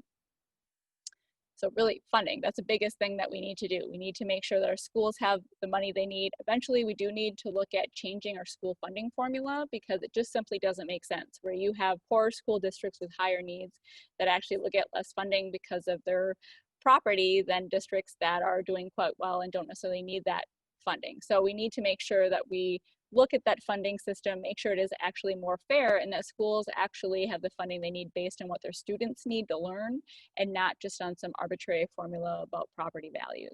So that's something we're going to have to do eventually. We also need consistency. One of the biggest things in education is we have gone back and forth on standardized tests, which ones to use and which standards we're going to go by. So we do need some consistency. We need administration that will stop just changing what's expected of schools, what tests we're taking, what the standards are. We just need to have consistency so that we can keep going and not have teachers have to figure out every few years what the new system is, what the new expectations are. We also need to be really adamant that we are taking care of our teachers, and a lot of this comes down to funding. Being a teacher is very hard, and unfortunately in this state for the past few years, there's been a lot of rhetoric about how teachers are just babysitters and they don't work summers, and so we don't need unions and we don't need to make sure they get paid well. That's not true. If we want to attract the best teachers, we do need to make sure that they are paid well. We need to make sure that we do have the best people in the room with our students. So recognizing teachers, making sure they get paid well is very important. Making sure our schools have the funds to do that and attract the top talent. We have certainly seen even in our UW system, the numbers enrolled in education programs go down. And now we know our school administrators are struggling at the beginning of the year to even have the teachers they need in their seats. We also know there's a huge sub shortage, and that was actually part of the reason that schools chose to go virtual, knowing that they wouldn't have enough subs if teachers were out because they were quarantined due to COVID. So making sure that schools really have that ability, making sure they can get the staff they need is really, really important. Also, on that end, we need to go to the university system where we make sure that those students coming out of the K-12 system actually have access to the next level of education, whether that is a 2-year school or 4-year school. School has become so unaffordable for students that they just can't go. So take away those barriers to make sure they really can get the education that they need to move on to the next level is really important. Again, I mentioned I'm a student loan borrower.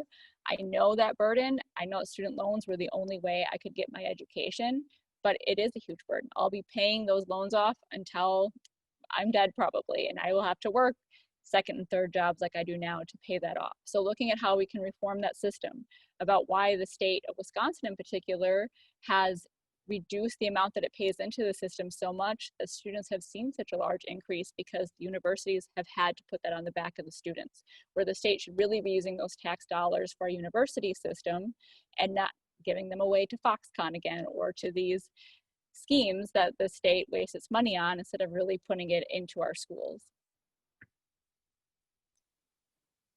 You segued into our next question perfectly because it reads, as a student, I have felt the negative effects of student debt. Do you support canceling all student debt?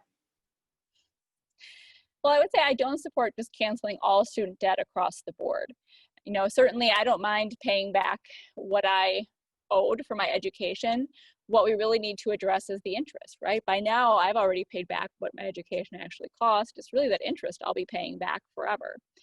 So I've put forward bills at the state level to be able to refinance education or refinance those student loans, which is something that at the federal level we should be addressing are those student loan interest rates. We also need to be addressing the student loan agencies that are actually in charge of working with students on figuring out options for their student loans. Right now, we know they really aren't that regulated and they aren't giving correct information to student loan borrowers that actually do qualify for refinancing or for some other programs. So we need to make sure we're really regulating those servicers. I would say Mike Gallagher, he actually voted against a bill that would say that if you are a student loan borrower who had a university that actually engaged in fraudulent practices and told you fraudulent information in getting that loan, there was a bill saying you would not have to pay that information, or you wouldn't have to pay that loan back. And Mike Gallagher voted against it. So he actually thinks that students should pay back student loans even if they were done under fraudulent circumstances, which is simply not right. And we shouldn't have a representative saying that their citizens should have to pay back fraudulent loans. So I think that's important to note. Also, again, looking at how we just make that cost of education more affordable by really putting our tax dollars and paying for large parts of our systems so that students only have to pay what they really need to pay for their education, not paying for the entire system. We do need to look at some assistance for students that can't afford to pay anything at all, but for the most part, people should pay what they can. they just shouldn't necessarily have to pay just these unbearable amounts of interest that just don't make any sense. Okay, great. Thank you so much. Our next question is again COVID related. What are your thoughts on improving the job market and unemployment, especially after the economic impact of COVID-19? I think there's a couple things we can do. So first of all, I definitely think broadband has to be something we have to realize is so important to invest in right now, just because that would open up more opportunities for people who could work from home, help those companies that maybe could still operate, but they don't have that access to broadband or technology in order to allow their employees to do that. So investing in that technology is key and number one thing that we have to do. Of course, again, we need to protect our workers and make sure, again, we have a system that is set up to really put them in a good place so that if we face these kinds of circumstances again, they have some more security, that they have things, you know, like a retirement, for instance. So at the state level, I put forward bills and co-authored bills that would allow people to access the state retirement plan, that they could be a part of that even if they don't work for the state, if they don't have a retirement option through their employer, so that they would have some savings, that they would have some retirement set aside. Looking at things like wages to make sure that people actually are getting paid living wages for the work they do. There's something wrong with our system if you can work 40 plus hours a week, if you can work 2 or 3 jobs like I do and still struggle to pay your bills, that there's something wrong with our system if that's truly what people are facing. So making sure that people really are getting paid fair wages, that we do have a fair tax system so that the middle class and the, you know, poorest people among us aren't paying more taxes than the people at the very top. So we need to make sure we have a fair tax structure. We need to make sure that people can have things like savings accounts, that they have access to banking so that they actually can have some security when these kinds of things happen. Right now, that just isn't possible. The student loan borrowers know that we don't have money to put away, we don't have money to save. So if we really address some of these issues, the idea is that people would have some more security. They would have something set aside to get through some of these times temporarily. Wonderful, thank you. Our next question, can you provide details about the Native American Women Program that you recently started to find missing women? So I was really proud of this bill. So this actually was brought to me by 2 Indigenous women in the community who had started working on this. And when they looked at the numbers of murdered or missing Indigenous women in the area, they were even really surprised at how high the numbers were and really wanted to do something about this and brought this idea to me. So the bill that I wrote said we would create a task force that would include law enforcement, tribal leaders, government officials to bring us all together to say, let's really talk about the issue. Because the first thing is we don't necessarily even know the scope. So we do have some numbers on file, and those are pretty astounding numbers for our area and how many women have been murdered or are missing that are Indigenous. But the truth is we know those numbers are probably low for many reasons, because of a distrust in law enforcement. Some families don't want to go to law enforcement because they don't know that they will be treated with respect, and so they don't go and report women. Or for many other reasons, there are just cases that are not reported. So we know that that number is probably low, what we have. So really trying to get a full scope, get some real data. So that is the first part of this. Second part of it is really trying to improve that relationship by bringing tribal leaders and law enforcement together. We can build those relationships. We can work on those issues of mistrust right now and really work together to say, look, we are in this together. We all want to solve this issue. How do we move forward? So that's really what the goal of this was. And then to find some solutions about why are these women going missing? Who is murdering them? What can we do about it? So I was really excited to put this bill forward. Unfortunately, Robin Voss would not let us have a hearing on it. He would not let us have this move forward for a vote.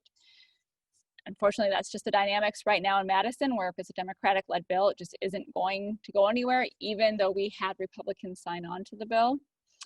So I was really glad when the Attorney General announced he was going to move it forward, since Speaker Voss would not. So it is now a task force that he has created. It will be moving forward. Of course, right now with COVID, they aren't going to be meeting in person, but we will be moving forward when we are able to start our initial meetings and talk about what we can do and how we can move things forward and what are the real solutions to this, because it is an issue. And it is something we need to address, because there really should not be even one woman that goes missing, that resources aren't put into, and that everything we can do isn't done for. Thank you very much for that explanation. That was very helpful. The next question is also related to women. How can we mentor more women to be represented in higher positions in the business community? This is a really good question, because I will tell you, being a woman in politics, I am often a minority. Even in the assembly, we're only about 25 of the assembly, or 25% of the assembly. So about 99 members, and we're only about 25% of that as women. And being a woman in politics, I can tell you, I've heard it all. As a woman running, I've heard the questions about, well, what will your children do? Or what does your husband think? Or I know I've had people tell me, oh, I would give you money for your campaign if you dyed your hair a different color, or if you wore less makeup, people would take you more seriously, or all of the questions that you get as women. And I assume, that any woman in business has had similar feelings or similar experiences. So we really do need women as leaders and models. And that's one of the reasons, again, why I think this seat is so important this year, because a woman has never represented the 8th Congressional District. And I will tell you, as a woman who goes into 4th grade classrooms as the state representative for the area, I have had little girls raise their hands and ask me if a woman can truly be president, because even in 2020, they're still not sure that a woman can really be president. So having those role models, having those leaders to look up to is really important, and why I do think it's important that we elect women and that women run for offices, so that we do have those models. I know as a state assembly person, I have had young women in through a program called Emerge that trains young women on how to run for office, shadow me for days to come see what I do, how it works, to ask me questions. I think programs like that, no matter whether it's politics or in a business setting, are crucial to actually get women in, to see women empowered, to see how they operate, to ask them those questions. So mentoring programs, opportunities to work with women, I think it's really important. Even like intern programs, any program that you can implement in your business that brings them in, gives them a chance just to see what you do, see what it's like, ask questions, is really important. But also sometimes just being in those roles itself is important, so that women see you and see somebody in those leadership positions and see you working in a business setting. That can be really important just in and of itself. Fantastic, thank you. Our next question. I am a proud water utility worker. We have an aging workforce. Right now, we don't project that we will have enough people ready to be trained to replace them after retirement. What can we do to increase awareness for utility work in Northeastern Wisconsin? Well, thank you to our utility workers. Certainly, they're some of our most important workers that we all rely on. I think a big thing is, even in high schools, really opening kids up to the different possibilities that are out there in the work world. I don't know that we do a great job of really talking about all the options. We know so often our schools are graded on how many kids go into a 4-year program, not necessarily did they get the best job, was it the best match? And we need to do a better job of really helping kids identify what is the next step, what are the best jobs. I know one of the things that's been frustrating as a state legislator is figuring out how we change the requirements that students be in seats in terms of their requirements to graduate and to meet the education requirements for the state, for the school systems, because it would be great to get more students out experiencing different jobs and doing job shadows or internship experiences even in high school, to really learn about some of these jobs and get a chance to be in there and see how exciting they can be, or how interesting they can be, or how even the work conditions might be different than they thought they were, that maybe it's not dirty and gross, or it is clean and neat, or so many things that you can see about a job when you're actually there and get to experience it a little bit firsthand. So looking at opportunities like that, I think, is really key. But also, this is where, if you have a good representative who can work with you and identify that there's going to be a gap, and how do they use their position to get people in, or to highlight the issue, to bring awareness to it. Wonderful, thank you. And we have time for just one more question. We apologize. We tried to get through most of them. There were just a few we couldn't get to. So As Mallory had mentioned in the chat, please feel free to reach out to Representative Amanda Stuck after this event. We'll be posting her contact information to you all. So our last question, according to data collected by the American University, only 47% of Black Americans under 30 years old surveyed confirmed that they would be voting. How can you get more Black young people to the polls? Well, I think certainly as a politician, I will tell you, that's a question we all want to know. How do we get more people out, especially Black voters? You know, people who feel disenfranchised, who feel like their voice isn't being heard. How do we convince them that it really does matter that they get out there and vote? I can tell you in my community, I have worked with groups like African Heritage Inc. in order to reach out to members, to talk to them, to figure out how do we meet them? How do we talk about why we're running and why we would be the best one to represent their community? So reaching out to those groups, I think, is really important. Reaching out to voters, showing up, really listening, taking action on the things they ask you to, take action on, not just showing up and saying you should be grateful I'm here, I think is really important. But showing up at events that you can, listening, making those efforts to reach out and understand what the issues are is really important. I mean, certainly we're reaching out everywhere we can, showing up in front of every group that we can, trying to support the leaders here in our community, highlight their voices and the work they're doing so that they know that elected officials do care and do want to support what they're doing, I think is really important. But certainly we're trying the best we can. I certainly hope everybody knows that their voice is important, that their vote is important, no matter who they are. That is the most important thing you can do to bring about change if you don't like what you see in your government. Thank you so much, Representative Amanda Stuck, for all of those answers. There was actually a follow-up question to that last one about voting and how can our group impact the election and voting this year. This is our public service announcement from YPAC. Please make sure that you are registered to vote. And if you would like to get involved in either of the campaigns that we have featured this week, we'll be sharing the contact information for both of those campaigns in social media and other posts. So please consider reaching out that way. And if you would like to connect with any member of YPAC as well about these issues or YPAC as a whole, please reach out to us, as we are your representatives in the young professional community around many of the issues that we addressed here this evening. So a huge thank you to Representative Amanda Stuck for taking the time with us this evening. It was very informative and helpful as we are going into the election. As Mallory had mentioned, if you enjoyed this event and would like to see more, please let us know. And with that, I will pass it back to Mallory. Thank you so much, everyone.